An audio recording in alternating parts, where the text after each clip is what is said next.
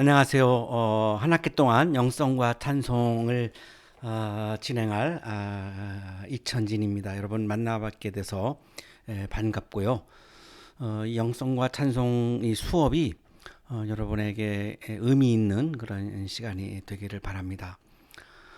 지금 보고 계시는 그림은 미켈란젤로가 그린 아담의 창조라고 하는 그런 그림이죠. 시스티나 성당 천정에 조수도 없이 이렇게 9개의 천지창조라고 하는 그림을 그렸는데 그 한 정가운데에 위치하고 있는 아담의 창조라고 하는 그림입니다. 여기 왼쪽에 있는 사람이 아담이죠. 이렇게 이름표가 없어도 우리가 다 이렇게 알 수 있는 거는 참 화가들이 대단한 것 같아요. 그리고 오른쪽에 있는 분이 이제 하나님이고요. 하나님이 왼팔로 이렇게 껴안고 있는 존재가 하와인데 아직 창조는 안 했죠. 아담에게 선물로 주시려고 지금 준비를 하고 있고요. 그리고 이 뒤에 있는 존재는 이제 천사로 보입니다. 그리고 여기 하나님이 이제 이렇게 누르고 있는 이 깔려 있는 이 존재는 이제 사람을 불행하게 하는 것을 즐기는 사탄이죠. 그래서 이렇게 하나님이 딱 누르고서 이제 아담을 보호하려고 하는 거고요. 이 아담의 눈빛을 보면은 굉장히 그 하나님을 이렇게 그리워하고 있는 그런 눈빛을 이렇게 우리가 느낄 수 있고요. 하나님의 눈빛은 굉장히 아담을 사랑스럽게 바라보고 있는 그런 눈빛으로 이렇게 느껴집니다. 아담의 손이 굉장히 하나님과 닿고 싶어 하죠. 굉장히 이렇게 하나님께 이제 이렇게 끌리고 있고요. 그런데 이 몸을 보면 또 이렇게 뒤로 빼고 있잖아요. 그러니까 끌리면서도 굉장히 또한 하나님을 두려워하는 그런 모습을 우리가 느낄 수 있습니다. 독일의 신학자 중에 그 루돌프 오토라고 하는 사람이 1917년에 성스러움의 의미라고 하는 그런 책을 발표를 했죠. 독일어로는 이제 Das Heilige, 영어로는 The Idea of the Holy, 거룩함의 의미 이런 책을 썼는데요. 오토는 종교의 핵심은 인간이 신을 만나는 거다, 하나님을 만나는 거다, 이렇게 강조를 했습니다. 종교의 핵심이 뭐 교회가 커진다든지 또 내가 어떤 교회에서 뭐 권사 뭐 이렇게 장로 이런 뭐 직분을 받는다든지 그게 아니라 종교의 핵심은, 신앙의 핵심은 내가 신을 만나는 거다, 하나님을 만나는 거다, 이렇게 강조를 했어요. 그러면서 인간이 하나님을 만나는 그 상태를 두려운 신비라고 불렀습니다. 이 아담이 하나님이 두려우니까 자꾸 몸을 뒤로 빼고 있죠. 왜 두려울까요? 이 내 죄성을 알기 때문이죠. 굉장히 이기적이고요.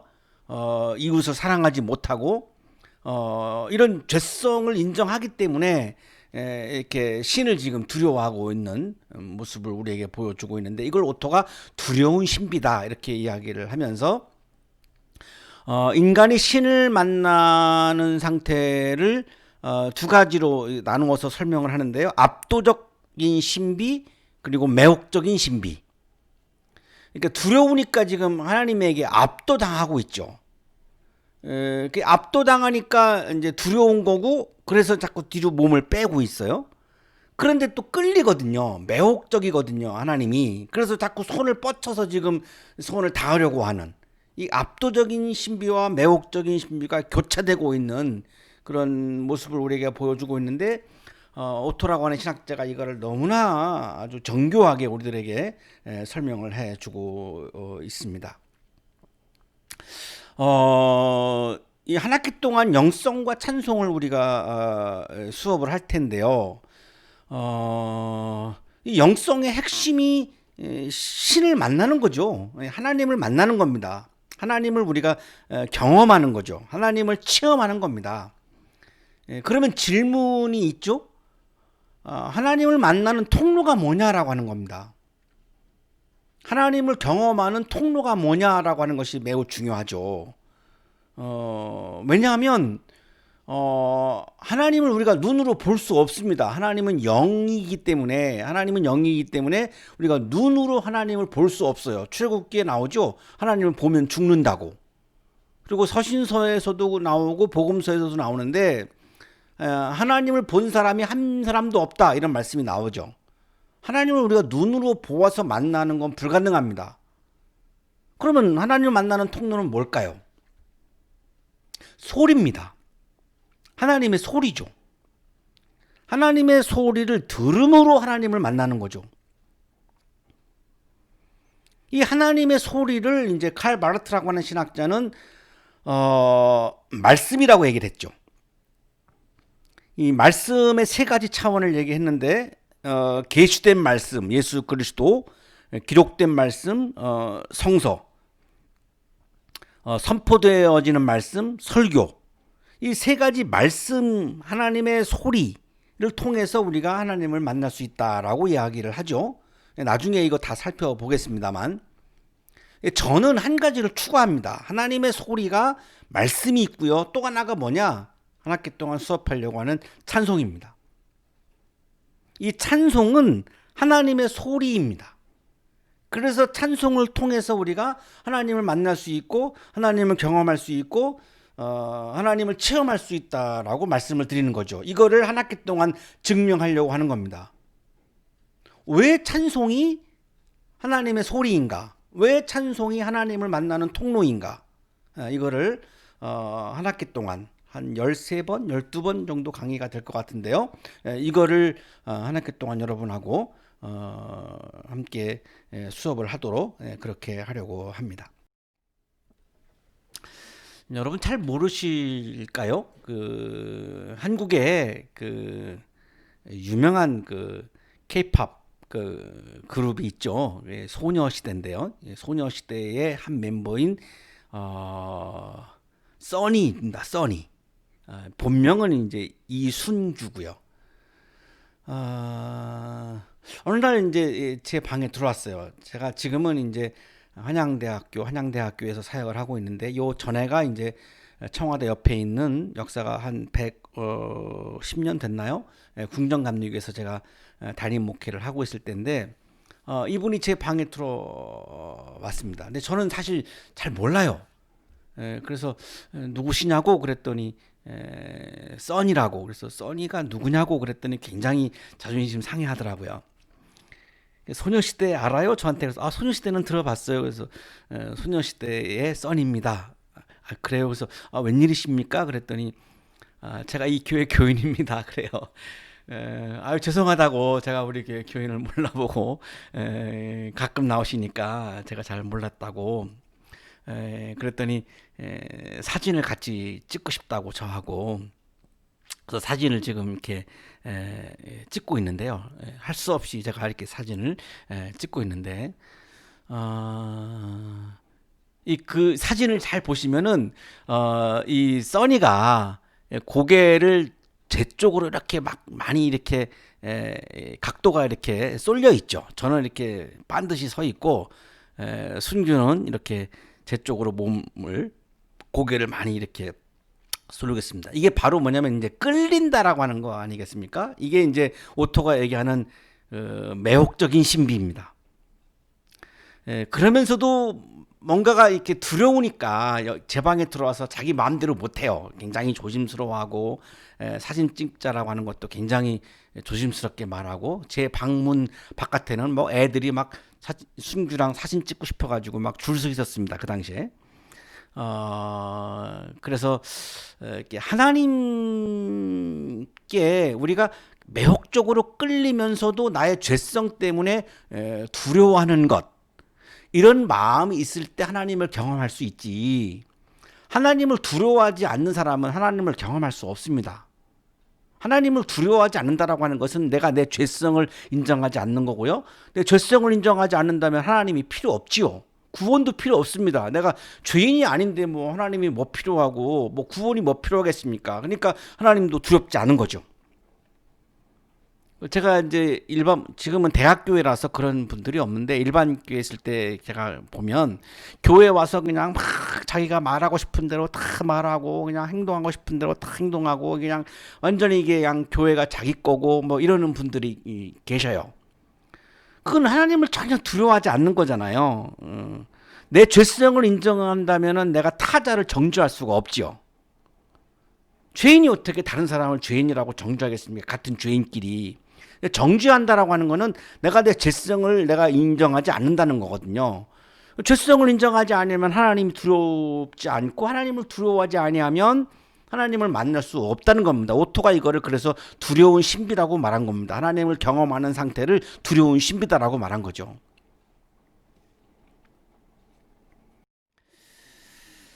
저는 지금 현재 한양대학교 교목실장으로 그리고 한양대학교의 담임 목사로 사역을 하고 있고요.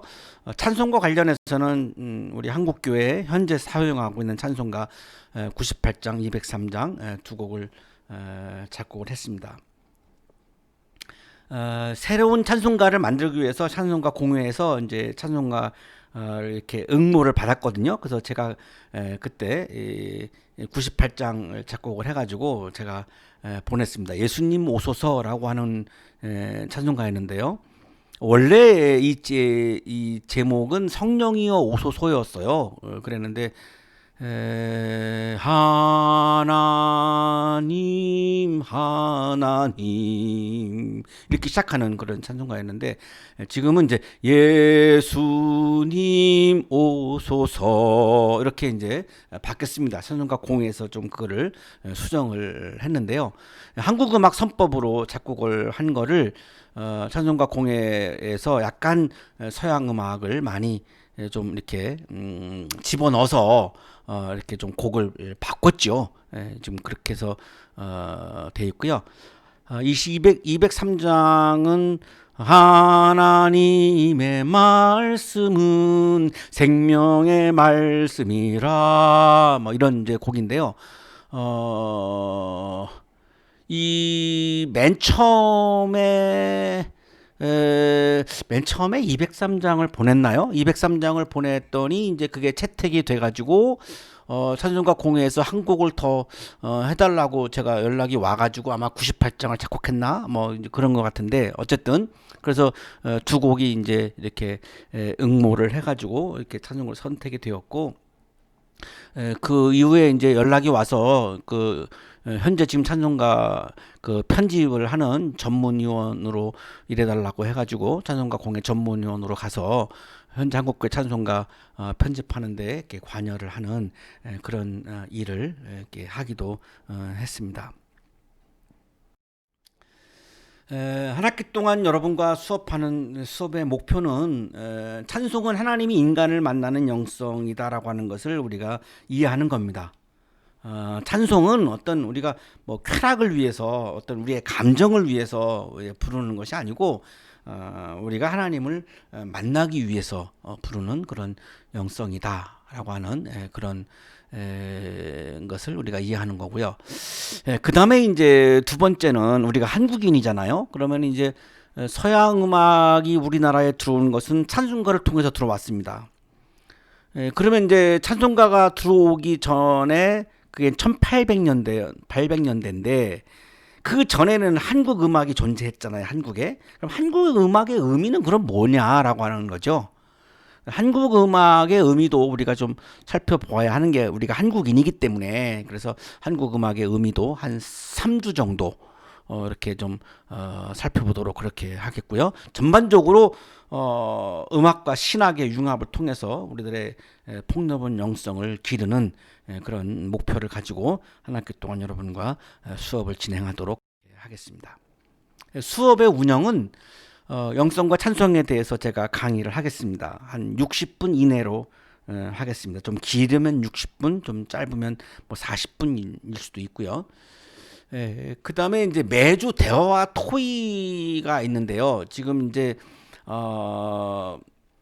이 코로나 상황에서 지금 우리가 이렇게 온라인으로 수업을 하니까 여러분이 모여서 소그룹으로 대화와 토의하는 게 이제 어렵습니다. 그래서 제가 토의 주제 세 가지를 드리면은 그거를 작성을 해서 저한테 매주 이렇게 보내주시는 것으로 그렇게 대체하도록 하겠고요. 그리고 중간고사와 기말고사가 있습니다.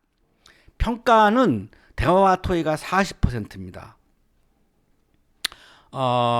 매주 세 개의 질문을 제가 드리면은 그 질문에 대해서 저에게 답을 주시는 겁니다.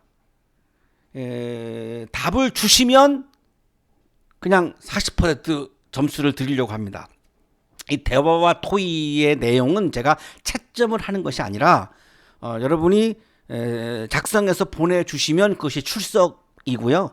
그리고 그것이 이제 학습 참여가 되는 거죠. 그래서 학습 참여가 출석과 학습 참여가 40%라고 보시면 되겠고요. 분량도 자유고요. 어쨌든 보내시면 됩니다. 제가 다 읽어볼 거고요. 수업을 시작하면서 이것에 대해서 코멘트를 또한 해드리고 그렇게 하려고 합니다. 중간고사가 30%, 기말고사가 30%. 그래서 이제 100점 만점이 있습니다. 제가 수업 내용과 관련한 질문 세 가지를 수업 맨 마지막에 드립니다. 그러면 그 질문에 대한 답을 여러분의 생각, 정답이 있는 게 아닙니다. 여러분의 생각을 묻는 거예요. 그러면 여러분의 생각을 쓰셔가지고 PDF 파일을 월요일 밤 12시까지 우리가 이 수업이 목요일이죠. 목요일 저녁 8시로 우리가 지금 사실은 그렇게 그냥 정해져 있는데요. 월요일 밤 12시까지 미국 시간으로요. 12시까지 메일로 보내시면 되겠습니다. 메일 주소는 lcjin927 맨 앞이 1이 아니고 L입니다. lcjin927 한메일.net으로 보내주시고 파일 이름은 본인의 이름을 쓰시면 됩니다. 딱 이름만 쓰세요. 다른 거는 쓰지 마시고요. 여러분의 이름만 딱 쓰시면 여러분의 파일 이름을 그렇게 쓰시고 분량은 자유입니다. 이렇게 해서 저에게 꼭 보내주시고요. 중간고사와 기말고사는 문제를 지금 공개하겠습니다. 여러분이 뭔가를 외우고 뭐 암기하고 뭐 이러는 부담을 드리고 싶지 않아서요. 지금 문제를 공개합니다. 1번 문제는 중간고사, 기말고사 똑같습니다.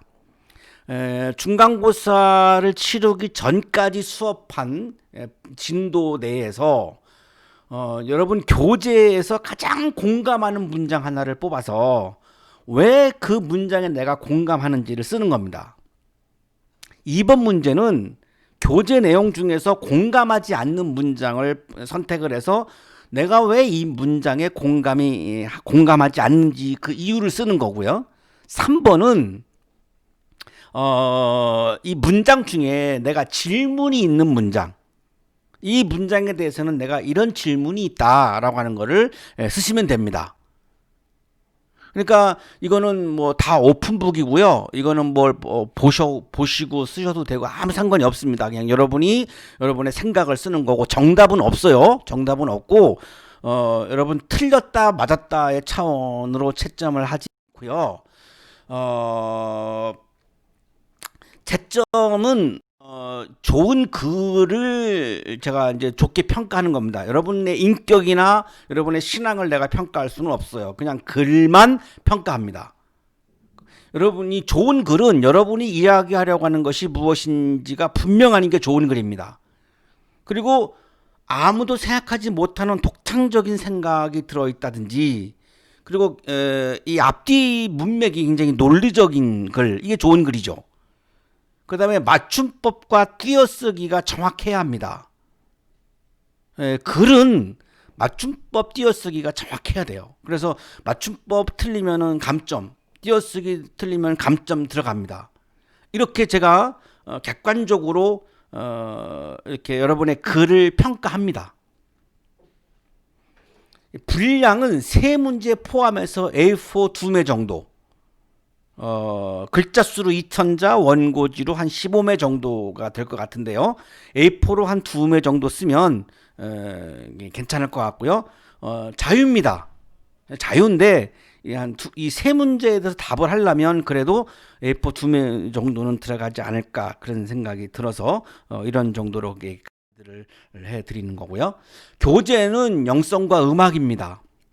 나눔사에서 나온 책이고요. 제가 쓴 책인데 한 가지 말씀드리는 것은 이 영성과 음악은 이게 신학생들이 아닌 또 기독교인이 아닌 사람들도 읽을 수 있도록 쓴 글입니다. 그래서 굉장히 좀 이렇게 제너럴하다고 해야 되나요? 이렇게 기독교인이 아닌 사람들도 읽을 수 있도록 썼기 때문에 그냥 좀 일반적인 표현이라고 생각을 하면 됩니다.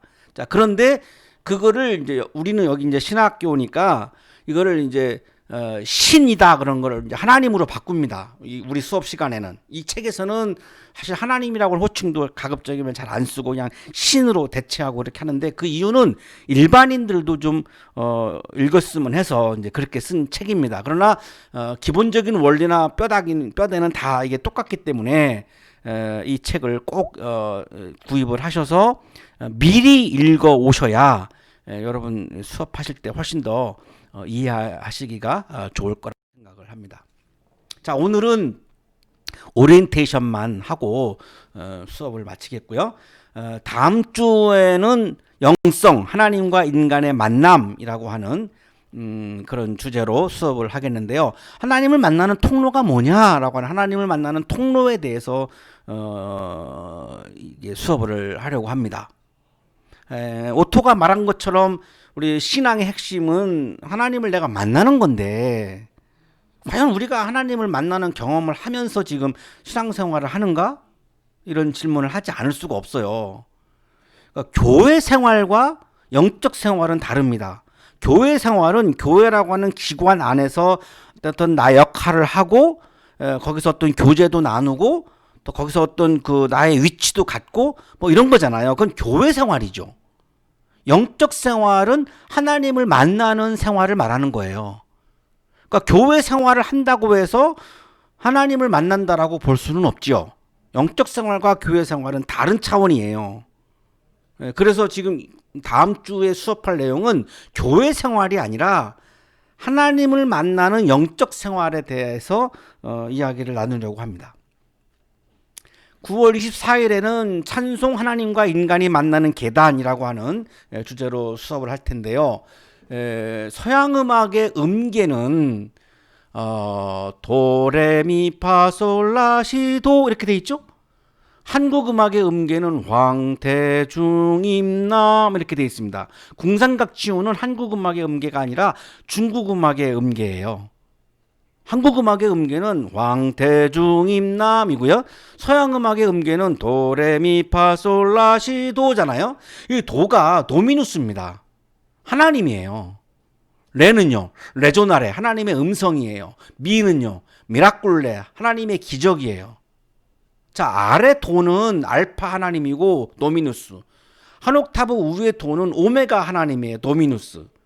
그래서 이 서양 음악의 음계는 다 하나님과 관련되어 있는 이 제목으로 이루어져 있어요. 이게 나중에 이제 수업을 정확하게 이제 할 텐데, 자, 그러면 이게 도레미파솔라시도가 뭐예요? 사다리잖아요. 사다리가 왜 필요하죠? 하나님과 인간은 다른 차원에 존재하고 있잖아요. 어떻게 만나요? 만날 수가 없죠. 이 만나려니까 다른 차원에 존재하는 하나님과 다른 차원에 존재하는 인간이 만나려니까 사다리가 필요한 겁니다. 그게 음악이에요. 10월 1일 날에는 이제 찬송 하나님과 인간이 만나는 길이라고 하는 주제로 수업을 하겠는데요. 이때는 피타고라스의 음계를 다룰 건데요. 피타고라스라고 하는 사람은 신앙 공동체를 운영한 사람이에요. 우리가 이제 수학자로 알고 있잖아요. 서양 음악에서는 최초로 음계를 발견한 사람이죠. 왜 음계를 발견했을까요? 음악에서 이제 화성학에서 숫자가 나오잖아요. 1도 화음, 3도 화음, 5도 화음 숫자가 나오잖아요. 이분이 음악 때문에 사실은 수학을 연구하게 된 거고요. 왜 그럼 음악을 연구를 했느냐? 신앙 공동체를 운영한 사람이니까요. 신을 만나는 거를 연구한 거예요, 이분은. 신을 만나는 길에 대해서 이 자기의 이 공동체원들과 굉장히 연구를 깊게 했어요. 그런데 이제 천문학도 공부를 했죠. 그래서 이제 별을 보니까 우주의 중심에서 별과 별 사이의 길이가 다르거든요. 근데 어느 날 이 지구와 화성이, 내가 지금 정확하게 틀릴 수도 있습니다. 나중에 수업 들어가면 정확하게 나올 거예요. 비율이 4대 3으로 나왔나 그래요. 이 지구와 화성이. 그래서 줄을 갖다가 4대 3으로 잘라가지고 튕겨봤어요. 그랬더니 긴 줄은 낮은 소리가 나고 짧은 줄은 높은 소리가 날 거 아니에요? 근데 4대 3으로 잘라가지고 튕겼더니요, 도 소리 나오는 거예요. 여기서 5도 화성을 발견한 겁니다. 그래서 이분이 발견한 거는 뭐냐면, 신이 우주를 창조하면서 별과 별 사이의 길이를 다르게 해가지고 그 사이에서 음악이 나오게 했고, 지금도 우주는 음악을 연주하고 있다, 이렇게 본 거예요. 그래서 그 신을 만나기 위해서 천문학을 공부했고, 천문학을 공부하다가 별들이 소리를 연주하는 것을 깨달아서 이제 음계를 만들었고, 음계를 이제 전개해 나가면서 숫자가 나오니까 수학을 연구한 겁니다. 그러니까 음악은 신이 창조한 거죠. 피타고라스의 주장을 우리가 이게 빌리면, 음악은 신이 창조한 거지 인간이 만들었다라고 보지 않는 거죠. 10월 8일에는 찬송 천상에서 시작한 영성이라고 하는 주제로 수업을 하겠는데요. 이 피타고라스의 이야기를 플라톤이 받아들입니다. 받아들여서 플라톤은 음악을 천상의 음악, 지상의 음악으로 나누어요. 그래서 신이 연주하는 음악을 천상의 음악이라고 얘기하고, 그거를 카피한 인간이 그거를 카피했는데, 그 천상의 음악, 신의 음악을 카피한 거를 지상의 음악, 이렇게 구분합니다. 그러니까 플라톤도 음악은 신이 창조했다라고 보고 있는 거죠. 10월 15일에는 찬송 하나님과 인간이 하나 되는 신명이라고 하는 주제로 수업을 할 텐데요. 이제 고대의 음악으로 거슬러 올라가면 이제 히브리 음악이 나옵니다. 물론 그 전에도 있었겠죠. 이집트에도 있었고 뭐 있었겠죠. 그런데 이제 우리가 이제 텍스트가 이제 성서니까, 성서에 나와 있는 최초의 찬송이 출애굽기에 나오는 15장인가요? 홍해바다를 건넌 후에 모세가 부른 노래가 성서에 나오는 최초의 찬송입니다. 그리고 나서 이제 미리암도 따라서 이어서 이제 찬송을 부르죠. 이게 제가 살펴본 바에 의하면 최초의 찬송으로 그렇게 보입니다. 그리고 10월 22일에는 찬송 하나님과 인간의 만남의 통로라고 하는 주제로 수업을 할 텐데요. 그래서 나중에 이제 이 성전에서 이제 바벨론 포로를 갔다 온 이후에 이 성전에서 예배를 드리기 위해서 이제 찬송가를 편집합니다. 이게 최초의 찬송가죠. 이게 이제 지혜 운동이죠. 이렇게 나라를 빼앗기고 이제 바벨론 포로를 살다가 이제 돌아와서 우리들의 신앙 회복 운동을 하죠. 신앙 운동을 회복하기 위해서 우리 수상들이 이렇게 애독했던 격언들을 다 모으죠. 그게 이제 잠언이죠. 우리 조상들이 이제 하나님을 노래했던 노래들을 다 모읍니다. 그랬더니 150곡이 모아졌는데요. 그게 시편입니다. 그 시편이 최초의 찬송가입니다. 그리고 제2성전의 찬송가고. 그래서 유대인들한테 이스라엘에 가서 유대교 찬송을 좀 구하고 싶다 그러면은 당신 갖고 있지 않느냐 이렇게 얘기합니다. 시편이 있다는 거죠. 최초의 찬송가인 시편을 우리가 살펴보고, 그리고 이제 10월 29일은 중간고사 날입니다. 공감하는 문장, 공감하지 않는 문장, 질문이 있는 문장, 이렇게 세 가지를 쓰시면 되겠고요. 11월 5일은 찬송 하나님께 도달하는 영성이라는 주제로 수업을 할 텐데요. 이 히브리 찬송이 이제 진화한 게 이제 그레고리아 성가입니다. 카톨릭에서 부르는 성가죠. 그래서 이 히브리인들의 찬송가도 이 낭송 형태예요. 제가 흉내를 잘 못 내게 해서 죄송한데요. 그러니까 복 있는 사람은 악인의 꾀를 쫓지 아니하고, 뭐 일종의 요즘으로 말하면 좀 약간 랩 같은 형식이라고 볼 수 있고요. 그레고리안 찬트도 그렇잖아요. 여러분에게 평화가 있기를, 뭐 이렇게 이런 식이잖아요. 그래서 이 굉장히 비슷합니다. 히브리 음악하고 이 그레고리아 성가가 굉장히 비슷해요. 그러니까 히브리 찬송이 이제 진화한 것이 이제 그레고리아 성가로 이제 보시면 되죠. 그리고 이제 11월 12일에는 찬송 하나님과 인간이 만나는 영성의 수음을 수업할 텐데요. 루터가 종교 개혁을 하면서 성서를 독일어로 번역을 하죠. 그 전까지는 이제 평신도는 성경을 못 읽었죠. 라틴어로 돼 있어가지고 신부님이 사제가 읽어 주어야만 그거를 들었습니다. 그런데 루터가 이거를 독일어로 번역해서 직접 읽어라 이렇게 이제 종교 개혁을 했죠. 그러면서 그레고리안 찬트도 사제와 성가대만 불렀거든요. 회중은 못 불렀습니다. 어렵고요, 노래가. 그래서 루터가 찬송도 대중적으로 바꾼 거예요. 그게 코랄이에요. 그래서 이 코랄이 지금 우리가 교회에서 부르고 있는 찬송가 형태로 보시면 되고요. 그 당시에 종교개혁이 유럽 전역으로 막 퍼져나가잖아요. 그때 인터넷도 없었고요. 인쇄술도 발달하지 않았는데 어떻게 그렇게 불길처럼 막 번져갔을까요? 거기에 결정적인 역할을 한 게 찬송입니다. 루터가 그 코랄을요, 이렇게 삐라 같은 데다가 이렇게 막 적어가지고 그 삐라를 막 뿌렸습니다. 종교개혁이 불길처럼 번져 나가는데 결정적인 역할을 이제 이 코랄이 했던 거고요. 루터가 작곡을 많이 했는데요. 그래도 막 부족하잖아요. 곡수가 많이 부족하잖아요. 그래서 세속 음악의 멜로디를 갖다가 이제 가사를 이제 성가 가사로, 신앙 고백을 하는 가사로 이제 덧입혀가지고 찬송으로 불렀습니다. 그게 뭐냐면 콘트라팍툼입니다. 세속 노래의 곡조에다가 노가바 노래의 가사를 바꾸어서 성가로 부르는 게 콘트라팍툼인데, 현재 우리 찬송가에 굉장히 많습니다. 그래서 찬송 하늘의 소리와 땅의 소리의 만남이라고 하는 제목으로 11월 19일 날 콘트라팍툼을 우리가 살펴보도록 그렇게 하겠고요. 11월 26일은 이제 독서 주간이고요.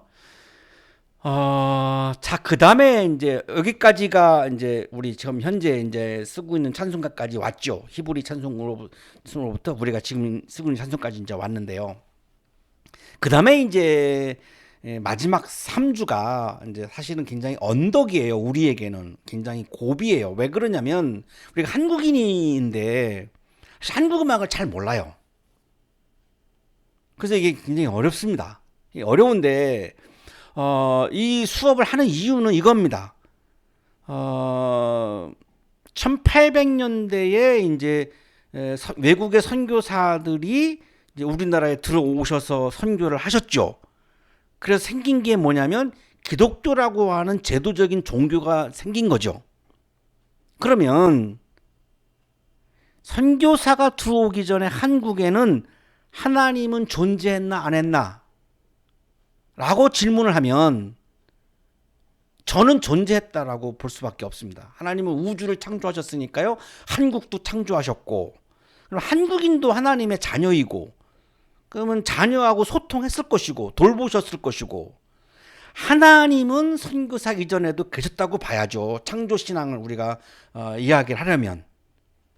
기독교라고 하는 제도를 선교사분들이 전해준 거지, 하나님은 시간과 공간을 초월하는 분인데 선교사가 오기 전에는 하나님이 한국에 안 계셨다 그러면 우주에 존재하시는 하나님의 범위를 축소하게 되기 때문에 그건 말이 안 됩니다. 선교사가 하나님을 우리에게 보낸 게 아니라 하나님이 선교사를 보냈다고 봐야 되죠. 하나님이 더 선교사보다 더 큰 분이니까.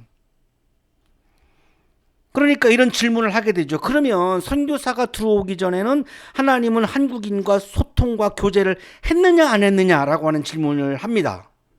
이 질문에 대해서 우리가 답을 해야 되죠. 우리 기독교인들이. 이 답을 해야 되는데 사실 할 말이 별로 없어요. 왜냐하면 이 기독교는 서양에서 들어온 거고 하나님은 한국에도 본래부터 우주 창조 때부터 계셨다고 한다면 기독교라고 하는 제도가 서양에서 들어왔기 때문에 이걸 설명하기가 너무나 어려운 겁니다. 그래서 말을 잘 못하죠.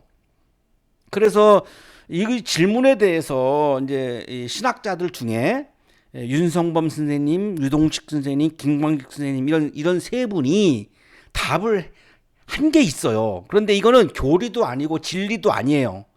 이거는 3주는 12월 달에 이루어지는 이 수업의 내용은 진리도 아니고 교리도 아니에요. 그냥 하나의 어떤 가설로 보시면 되는데요. 이거를 대화를 나누는 이유는 아까도 말씀드렸지만 이 고민 때문이죠. 하나님은 선교사가 들어오기 전에 자기의 자녀인 자기의 피조물인 한국인들을 돌보셨을 텐데 그러면 어떤 통로로 그런 한국인들을 만났을까라고 하는 질문이죠. 그러면 그동안 우리가 앞에까지 본 거는 찬송이 하나님과 인간이 만나는 통로 중에 하나였다라고 보는 거 아니에요? 그러면 한국 음악의 의미는 뭐냐? 그러면 하나님은 아니더라 할지라도 어쨌든 신과 한국인이 만나는 통로가 아니었겠는가? 이런 생각을 하는 거죠. 그래서 한번 살펴보고 고민을 하는 겁니다. 그래서 이 세 분의 신학자의 이야기를 함께 나누면서 이건 진리도 아니고 교리도 아니고요.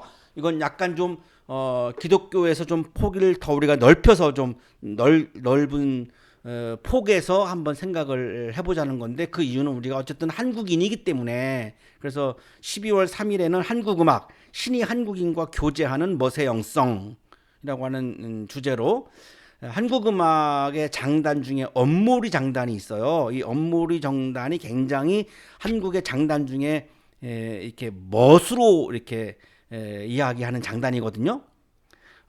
국거리 장단 아시죠? 국거리는 굿과 관계가 없어요. 그냥 한국 음악의 리듬 이름이지 굿하고 아무 관계가 없습니다. 그러니까 무당벌레와 무당이 관계가 없잖아요. 그다음에 중모리 장단이 있습니다. 제가 작곡한 98장이 중모리고요. 203장이 이제 국거리인데요. 이 중모리는 스님의 머리와 관계가 없어요. 그냥 한국 음악의 리듬의 이름이에요. 그런데 그거를 또 그렇게 갖다 붙여서 공격하시는 분들도 계시는데 전혀 관계가 없습니다.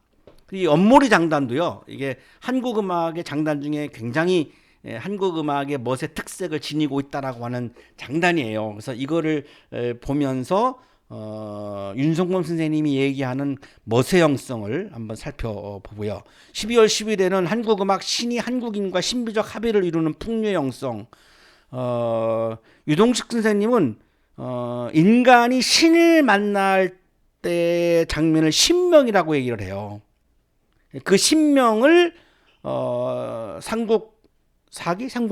삼국유사에는 그게 이제 풍류라고 나오거든요. 문헌에. 그래서 이제 학자들은 어떤 문헌 안에서 이제 연구를 하시는 분들이니까 그걸 이제 이 신명을 신과 한국인이 만날 때 나오는 그 신명을 풍류라고 그렇게 설명을 했는데요. 그거를 좀 보고요. 12월 17일에는 한국 음악 신이 한국인과 어울리는 불의의 영성. 이제 김광식 선생님은 불의의 영성을 얘기를 하시는데 이성천 선생님은 이제 그 국립음악원 이제 원장을 하셨던 분이고 목사님 아드님이에요. 그런데 이분이 이제 한국 음악의 정신을 화이부동이라고 얘기하는데 화이부동, 부동 같지 않은데 조화를 이룬다 이런 뜻인데 이게 논어에 나오는 말인데요. 같지 않은데 조화를 이루면 군자고 같은데 싸우면 소인배고 이런 게 논어에 나오는데요. 한국 음악은 같지 않은 것들이 하나로 어울리고 조화를 이루는 것이 한국 음악의 특색이고 정신이다 이런 설명을 합니다. 그래서 신과 인간은 다르잖아요. 존재가 다르죠. 차원이 다르죠. 근데 다른데 이게 어울리는 이게 이제 영성이잖아요. 그래서 이거를 김광 선생님은 불의의 영성이라고 불렀고 이성천 선생님은 이걸 화이부동이다라고 이렇게 불렀습니다. 그래서 이거를 한번 살펴보도록 그렇게 하겠고요. 12월 24일에는 이제 기말고사인데요. 공감하는 문장, 공감하지 않는 문장, 질문이 있는 문장 이렇게 세 가지를 쓰시면 됩니다. 자, 그다음에 이제 여러분에게 영성과 음악을 시작하면서라고 하는 파일을 드릴 겁니다. 그러면 이제 이거를 작성을 하셔서 저에게 메일로 보내주시면 되겠는데요. 첫 번째 당신의 이력을 적어 보십시오. 이름 쓰시고요. 전화번호 쓰시고 이메일 주소 쓰시고요. 현재 어디에 거주하시는지 쓰시고요. 현재 하시고 있는 일, 뭐 직업, 뭐 현재 하시고 있는 일, 그다음에 출석 교회가 어느 교회인지, 교회에서 어떤 역할을 하고 계시는지, 그리고 기타 자기소개 하시는 내용을 쓰시면 되고요. 두 번째는 이제까지 살아오시면서 가장 따뜻하고 행복했던 시절은 언제였습니까? 한번 돌아보시고 한번 써주시고요. 3번은 살아오면서 가장 춥고 어두웠던 시절은 언제였는가? 이렇게 써서 뭐 프라이버시에 해당하지 않는 범위 내에서 그냥 쓰시면 될 것 같습니다. 네 번째, 어떤 비전을 품고 계십니까? 그리고 다섯 번째, 영성과 찬송 수업에 참여하신 동기는 무엇입니까? 여러분이 이 수업에 들어오시면 그 동기가 뭐였는가? 여섯 번째, 영성과 찬송 수업을 통해서 얻고 싶은 것은 무엇입니까? 이 수업을 통해서 여러분이 얻고 싶은 것은 무엇인가? 일곱 번째, 그 외에 저에게 하고 싶은 이야기 이렇게 쓰셔서 저에게 메일로 이렇게 보내주시면 제가 수업하는데 많은 참고를 하겠습니다. 여러분이 얻고 싶은 거 제가 참고를 많이 하겠고요. 여러분이 수업에 참여하신 동기도 많이 제가 참고를 해서 여러분과 제가 좀 소통을 좀 잘 할 수 있는 그런 수업. 이게 대면 수업이 아니니까 중요한 거는 소통이잖아요. 그래서 이제 좀 여러분과 잘 소통하고 싶어서 이 영성과 음악을 시작하면서라고 하는 영성과 찬송인데 잘못 나왔네요. 영성과 찬송을 시작하면서라고 하는 이 파일을 작성하셔서 저에게 보내주시면 감사하겠습니다. 오늘 수업 여기까지 하겠고요. 이 원격 수업이면 여러분 이야기도 좀 들으면 너무나 좋겠는데 원격 수업이 아니어서 여러분 이야기를 들을 수 없는 게 좀 아쉽고요.